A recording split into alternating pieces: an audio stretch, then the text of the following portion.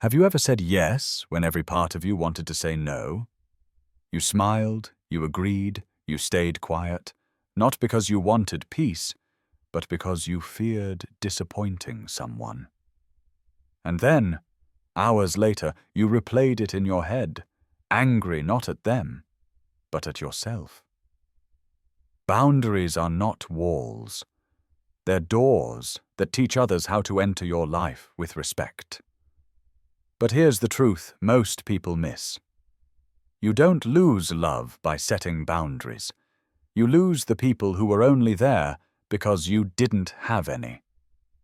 In this video, we'll walk through 7 boundaries that don't feel harsh, but are absolutely essential. The kind of boundaries that protect your peace without closing your heart. Stay until the end, because the 7th one changes how you'll see every relationship in your life. Let's begin. 1. The boundary of time. No is a complete sentence. Most people never realize this. Your time is your life in disguise. Every hour you give away freely isn't generosity. It's your purpose quietly leaking out through small, polite yeses. We've been trained to protect things that can be replaced. Money, possessions, reputation, but not the one thing that never returns once spent: time. The Stoic philosopher Seneca once said, "People are frugal in guarding their personal property, but as soon as it comes to squandering time, they are most wasteful." Think about it. We guard our passwords, we hide our PINs, we protect our credit cards. But when someone asks for our weekend, our evening, our focus, we hand it over as if it were nothing. But it's not nothing. It's everything. Because how you spend your time is how you spend your soul. You don't need to write an essay to justify your boundaries. You don't owe anyone a PowerPoint of excuses. You can simply say, "That doesn't work for me right now." That sentence is both respectful and final. It doesn't attack. It doesn't defend. It simply draws a quiet, powerful line. And here's the truth. People who truly respect you will never be offended by your clarity. They'll recognize it as a sign of self-respect. Clarity isn't cruelty. It's kindness with direction. It says, "I value you enough to be honest, and I value myself enough to be consistent." Every no you say is actually a yes to something sacred: your health, your rest, your creative work, your peace. And here's what you'll notice. The more you honor your time, the more peace you attract, the fewer explanations you give, and the lighter your life begins to feel.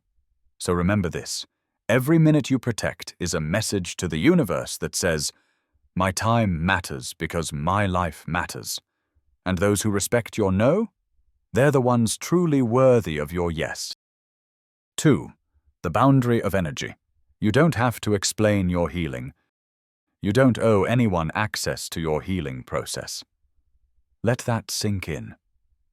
Healing isn't a performance. It's not a story you owe anyone. Sometimes growth asks you to step away quietly, not out of anger, but out of alignment. People might say, "You've changed," as if that's a bad thing. But what they're really saying is, "You stopped being who I needed you to be." And that's okay. You're not meant to stay in versions of yourself that no longer feel like home. Carl Jung called this process individuation, the sacred work of becoming whole, by withdrawing energy from what no longer serves your soul. It's not rejection. It's reorganization. Your energy, once scattered in pleasing and proving, returns home to rebuild your center. You don't need to explain that to anyone. Real friends, the ones meant for your next chapter, don't demand explanations. They simply wait at the door of your becoming. And when someone says, "You've changed," you can smile and say, "I'm supposed to."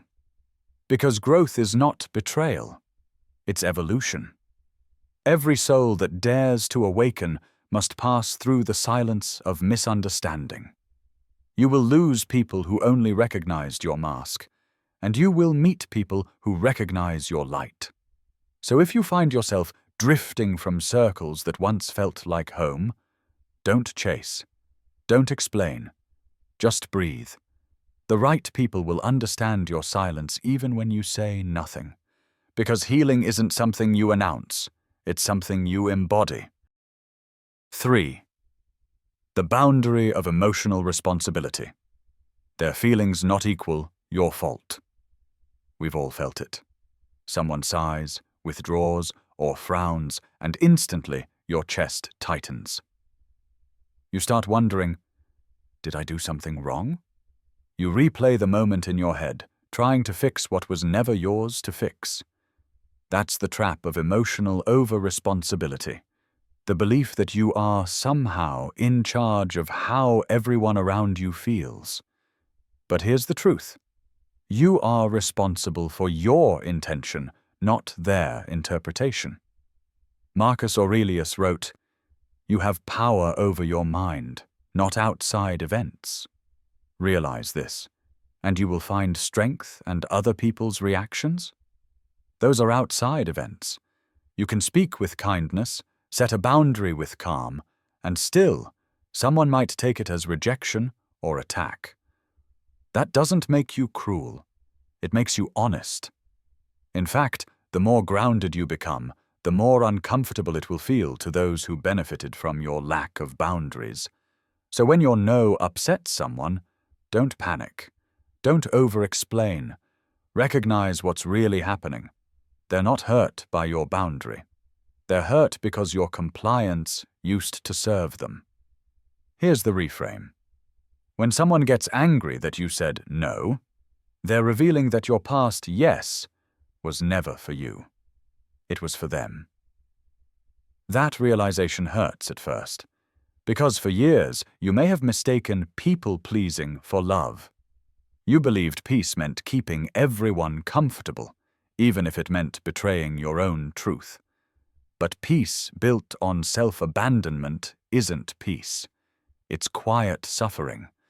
Emotional maturity means this. You can care deeply about someone's feelings without making yourself responsible for them. You can listen with empathy, but still stand by your truth. You are not cold, you are centered. You are no longer allowing someone else's discomfort to dictate your direction. And over time, something beautiful happens. The people who belong in your life will rise to meet you at that same level of clarity. They'll stop expecting you to manage their emotions and start respecting your honesty. Because healthy love doesn't say, "Change so I can feel better." It says, "I'll take responsibility for my feelings, and you take responsibility for yours." That's the quiet strength of the Stoic mind.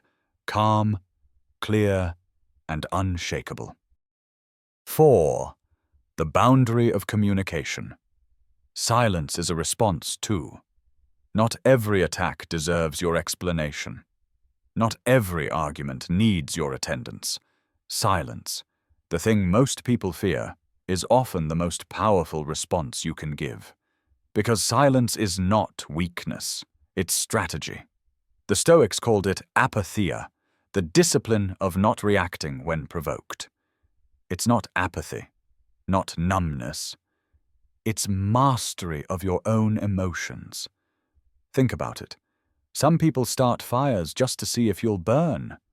They provoke you, bait you, twist your words, not to understand you, but to pull you into their chaos. And the moment you react, they win, because your reaction becomes their validation. But silence? Silence is water. It doesn't argue with fire. It extinguishes it. When you withdraw from pointless conflict, you're not losing. You're conserving energy for what truly matters.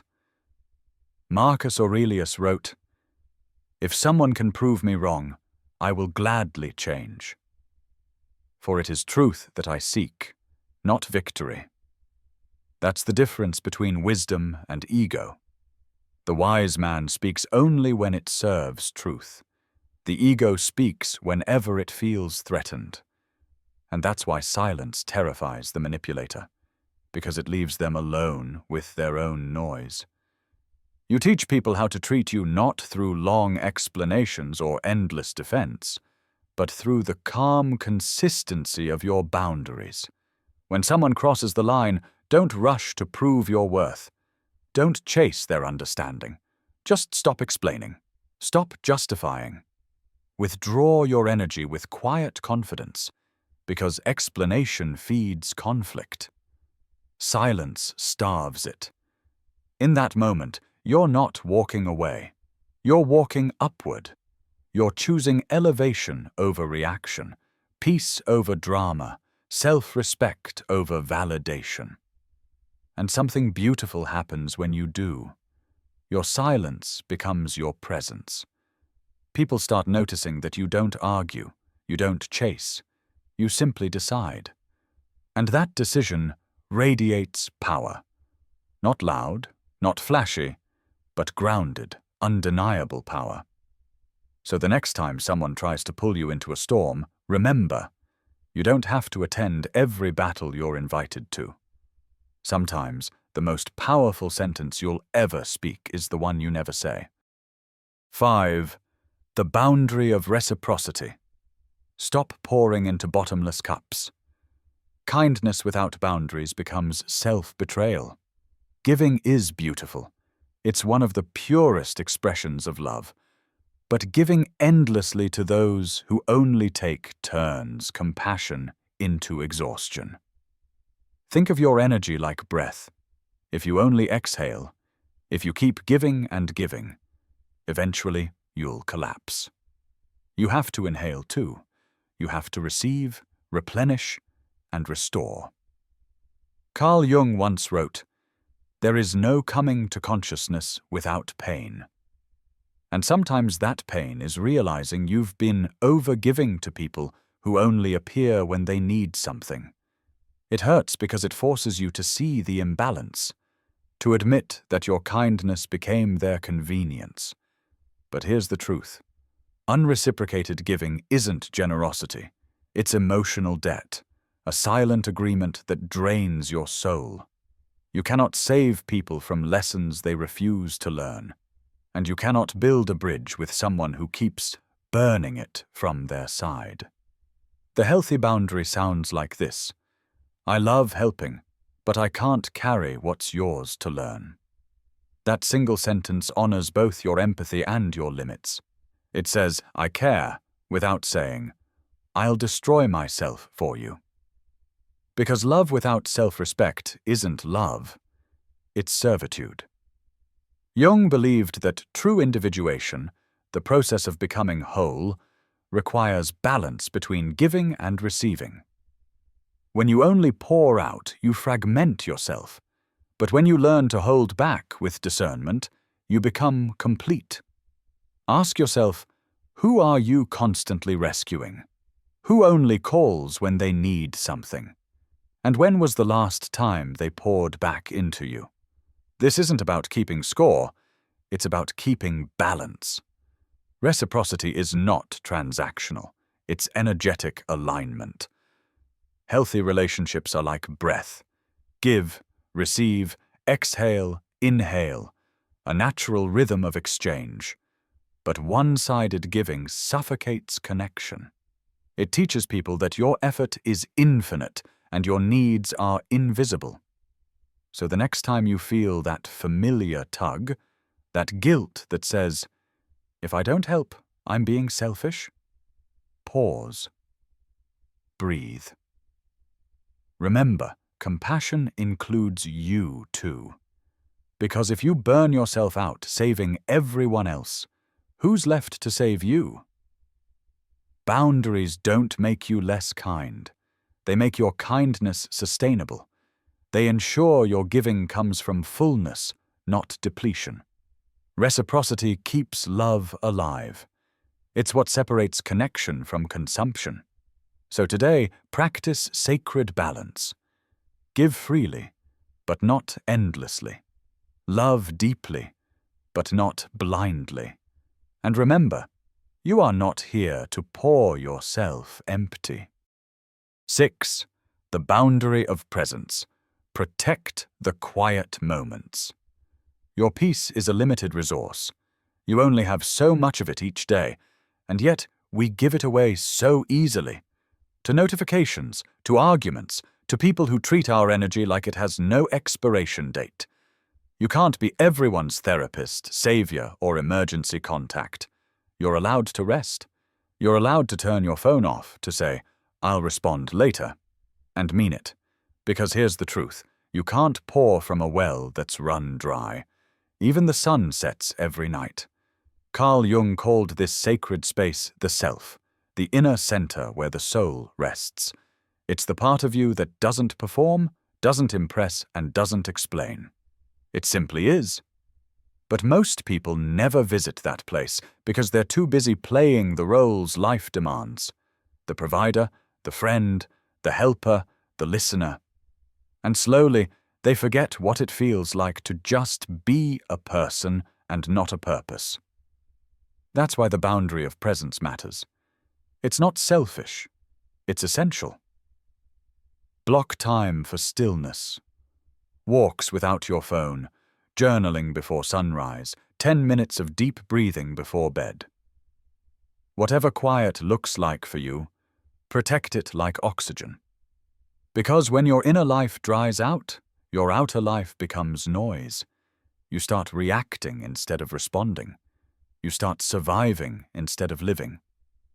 Presence is the anchor that keeps your mind from drifting into the chaos of other people's worlds. When you guard it, you move differently. Slower, steadier, with a quiet confidence that doesn't need constant validation. The world doesn't need a burned-out version of you. It doesn't need the exhausted fixer who's forgotten how to smile when no one's watching. The world needs the balanced you, the one who's connected to their center, who can offer peace because they have peace. So take that walk. Sit in silence. Let the world spin without you for a while. It will be fine. And when you return, you'll bring clarity with you. Your stillness is not laziness, it's maintenance. It's how the soul breathes between storms. Protect that space like your life depends on it, because it does. 7. The boundary of identity. You are not who they remember. The final and most important boundary. You are not who they remember. You don't owe anyone the version of you they met in the past. Not your friends from years ago, not your family who still sees you through the lens of who you used to be. Not even the voice inside your head that keeps whispering, "Don't change too much." You are allowed to evolve beyond the story they wrote about you. You are not a character in their narrative. You are the author of your own. And here's the hard truth. People who loved your potential will evolve with you. But people who loved your past, they might resist you. They'll say things like, "You've changed. You're not the same anymore." And they'll mean it as an accusation. But to the awakened soul, that's a compliment. Because change is not betrayal. It's alignment. It's your soul saying, "I can't keep pretending to be who I was just to make you comfortable." Carl Jung once said, "The privilege of a lifetime is to become who you truly are." And that privilege requires courage. The courage to disappoint people who preferred your old self, to walk away from spaces that no longer fit your growth, and to release relationships that thrive on your smallness. They were not mistakes. They were chapters, sacred, meaningful, but never meant to be your entire book. You're not abandoning them. You're simply turning the page. Because boundaries aren't just about saying no to others. They're about saying yes to your becoming. They're the invisible lines that protect your evolution, the edges that define your unfolding. Every soul that grows must outgrow something. The old identity, the old fears, the old expectations. And that process will look like loss to those who don't understand it. But to the Stoic, to the mindful, to the evolving, it's liberation. So if you've grown, outgrown, or moved on, don't apologize. You're not being distant. You're being authentic. You're no longer seeking to be understood by everyone. You're seeking to be true to yourself, because the more you walk toward your becoming, the fewer people will recognize you. But the more you'll recognize yourself. And that's the point. The world doesn't need you to stay familiar. It needs you to stay real. So let them say, "You've changed." Smile and whisper to yourself, "I was never meant to stay the same." Boundaries are not barriers to love. They are bridges to truth. Each of these 7 boundaries carries the same quiet wisdom. You can be kind without being controlled, compassionate without collapsing, open without being invaded. True strength isn't in building walls, it's in building clarity. Because when you know where you end and another begins, love becomes cleaner, calmer, and more real. Maybe that's what maturity really is. Not perfection, not detachment, but the courage to protect your peace so that love can grow in honesty, not obligation. Boundaries don't make you distant. They make your presence intentional. They teach others how to meet you with respect and teach you how to meet yourself with grace. If this message resonated with you, tap like.